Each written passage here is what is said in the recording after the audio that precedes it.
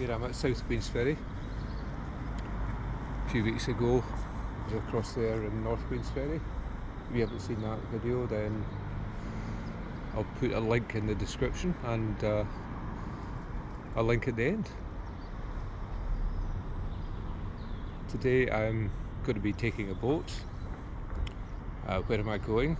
It's an island I haven't been to for years, and it sits in the middle of the Firth of Forth. It's got an abbey on it. It's got old World War I and World War II emplacements, and it should be a pleasant journey because it's an overcast but lovely day.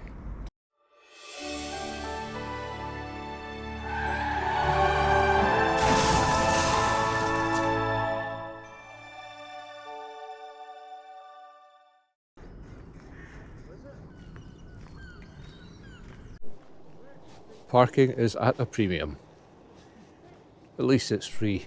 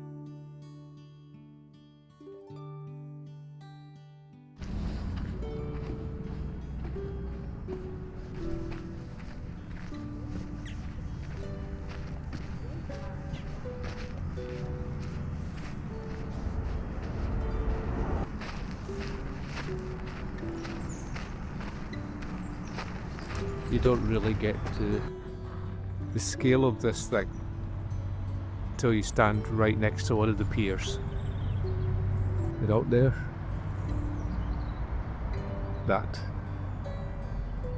this is the track bed. Engineering manager. So the one in the middle was built by a German engineer called Wilhelm Westhoffen. And when the bridge was opened, he published an article in the Engineers magazine, and he said 57 people had died building the bridge. And every book published since then said that 57. But in reality, what he was only doing was counting the guys that were employed by the Forth Bridge Company. He didn't include the contractors. But nobody knew who those. When we started to do the research, we were looking for 57 names.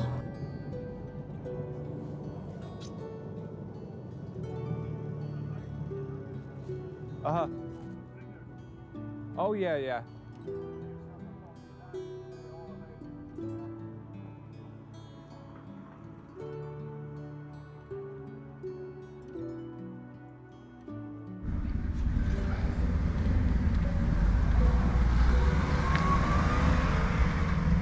Seems like I'm not first. Craig. Yes. No worries. You've got yourself and you're going off in the island. Yes. For the first time in a long time. No worries, it's a good decision. So here's your pass for the boat for the island. See how there's a gap between the two buildings there? Yep. Go down there, take left, boat will be there for you in the next 10 or so minutes. That's brilliant, thank you. Nice, enjoy.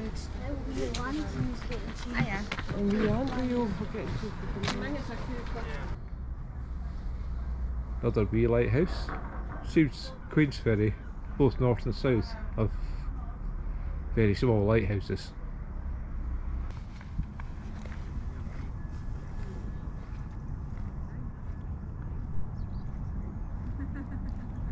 Couldn't be nicer weather for it.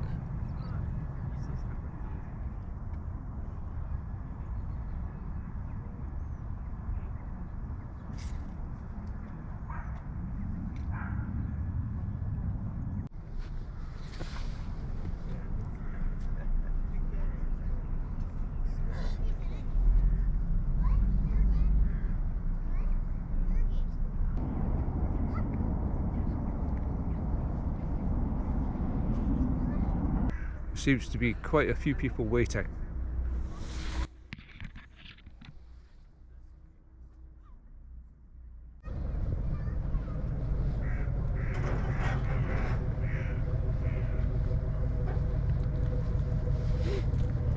Oh well, you've brought the good weather.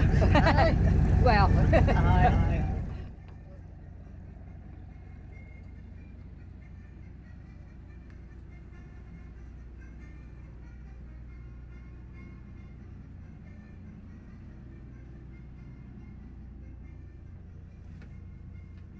Because I was paying attention, obviously, I got on first, so I get a decent seat.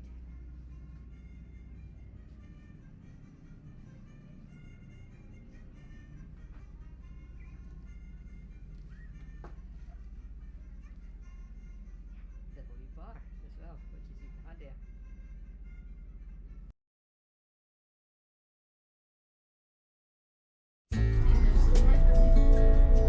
And we're off.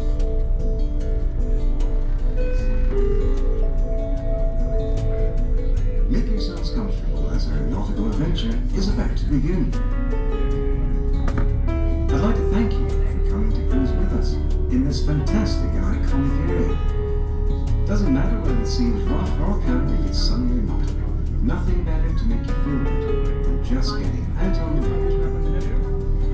As we go around, I would like to share with you some stories and some little gems of information about the river.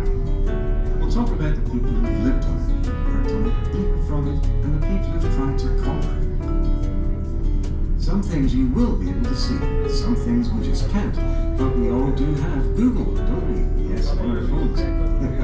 Sometimes a picture helps in a story, or you may wish to find out more about a particular topic of interest.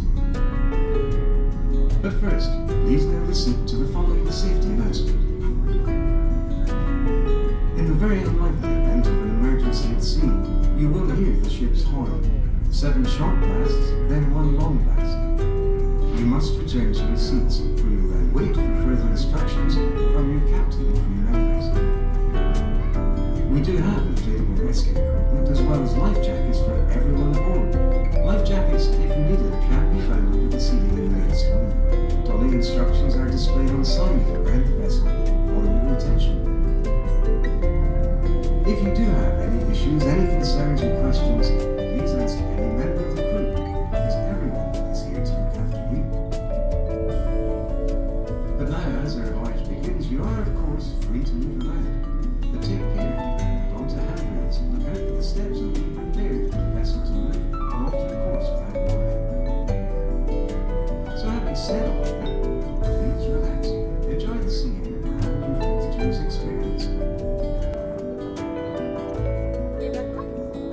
Straight away we're going to leave the Queensferries behind us and we're going to take a look at our very first island of the day.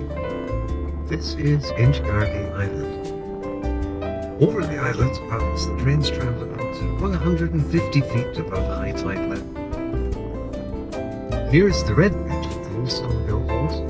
Those are the original Inchgarvie castle walls from the 15th century. It was King James IV who started building here in 1491. Then, through various ownerships, the castle developed and extended to cover most of this island.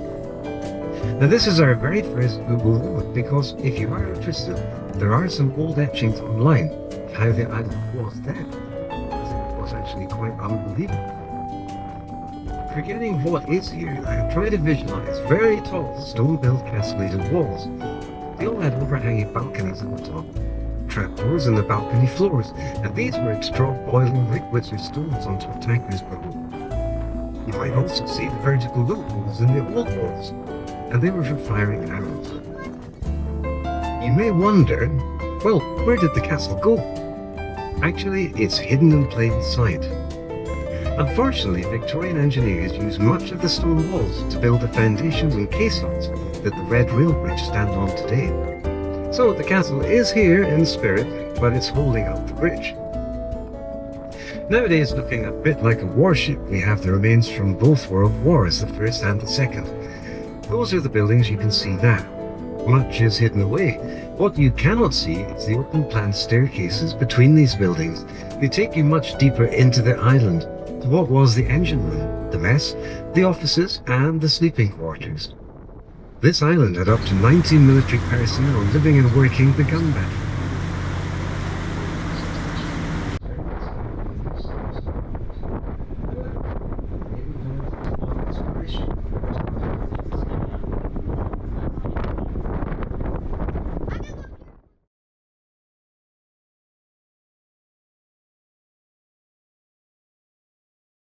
House. He'd rebuilt it in the 1880s and it was his study tower. He had installed 6 libraries to hold all of his books. He did have rather a lot of books. Now when he was our Prime Minister, he used to practice his speeches in the banqueting hall. Strangely, he only installed 1 bedroom and 1 bathroom, and he was maybe a follower of fashion. Archibald had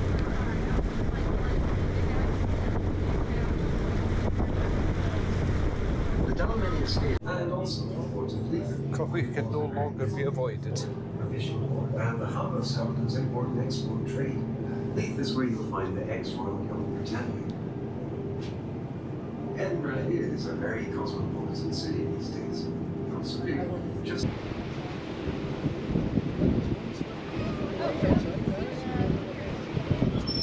Just like Inchmickery, another island of deception is the larger one, a little further on, the one with the lighthouse. That's called Inchkeith Island. Inchkeith Island. Now through the ages, most of the islands have seen some kind of religious, political or military presence. Sometimes even the odd scandal.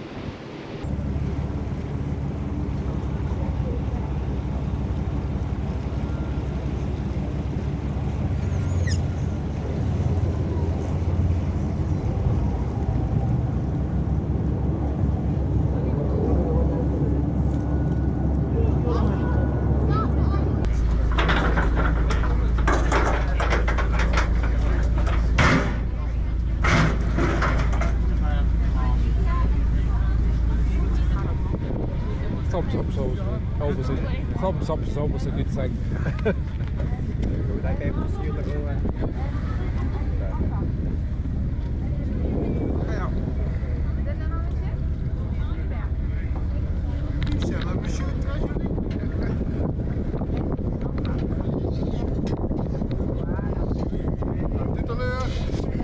Enjoy, sir.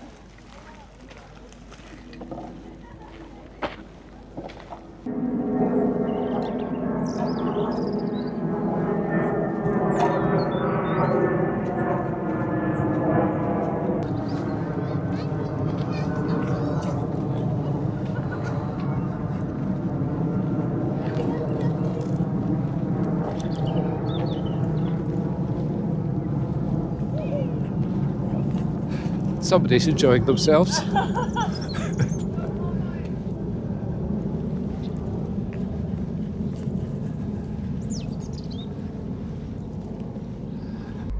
There's no avoiding going up.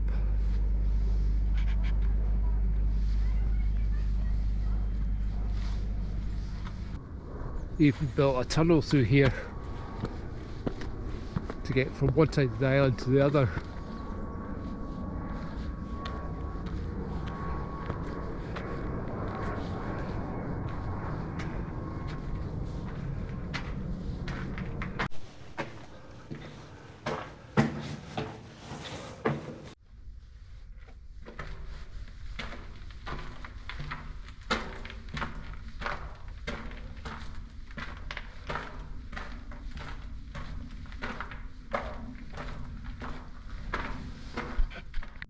certain sense of pride in building this.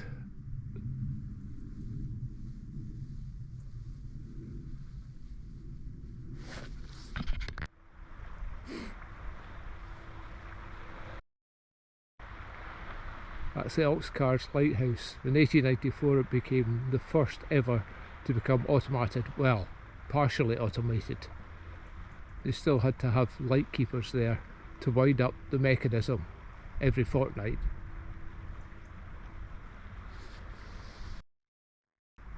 This is Second World War gun emplacements. We'll head down there to have a look.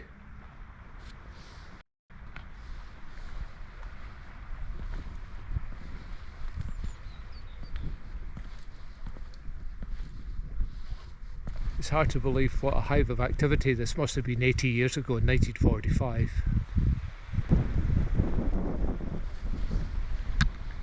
Well, I suppose we better do the touristy thing and head towards the Abbey.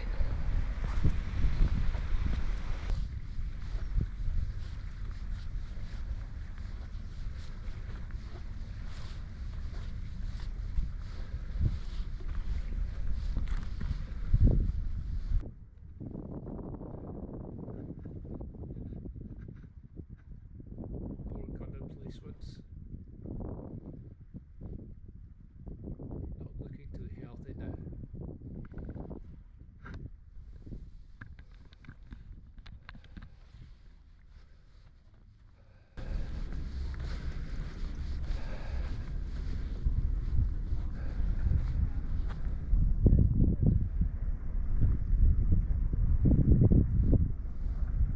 Obviously, I trust people coming on here not to do the stupid thing and step over the edge.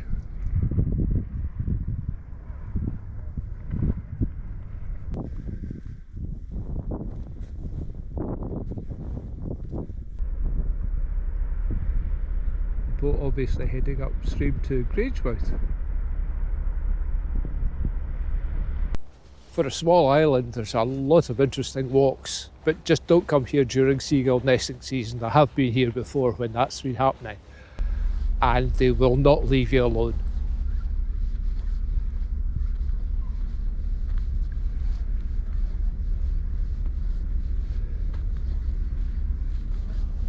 Such a lot of information.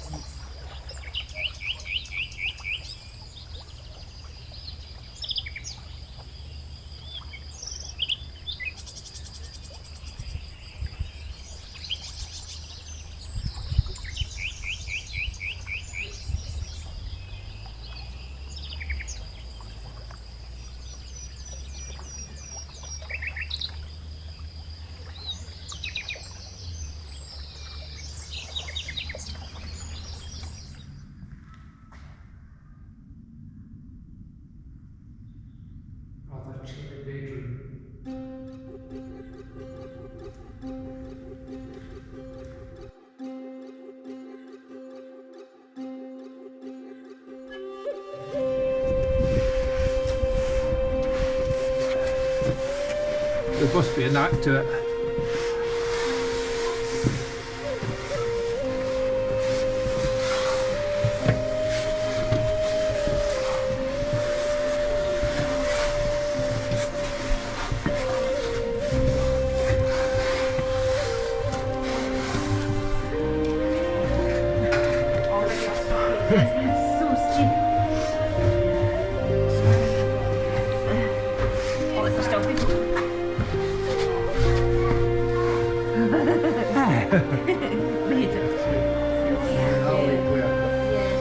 Just hands, put your hands down.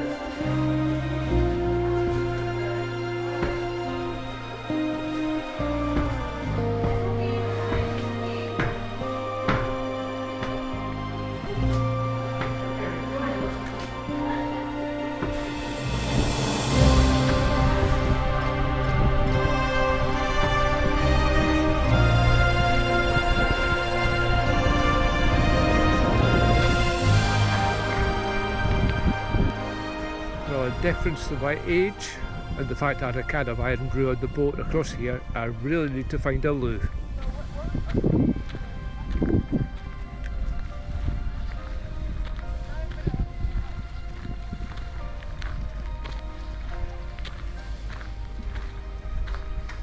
Fortunately, they do have good loos on the island, so I don't have to wait another half hour before the boat comes back for us.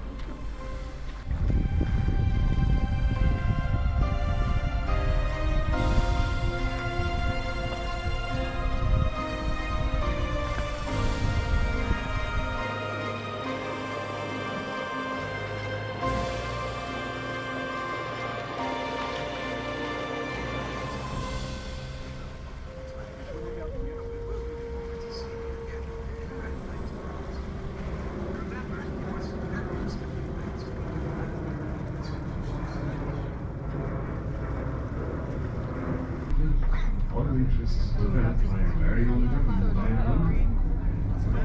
Now, the only evidence you would see left from shareholder business is if you were close to Edinburgh Airport. Take a look at the landscape around you there. You will see several massive burnt orange hills, man-made hills, flat tops. These aren't shale veins, the waste product, the browns and the sunny hills to the oil pollution created here by chemist James Harrison.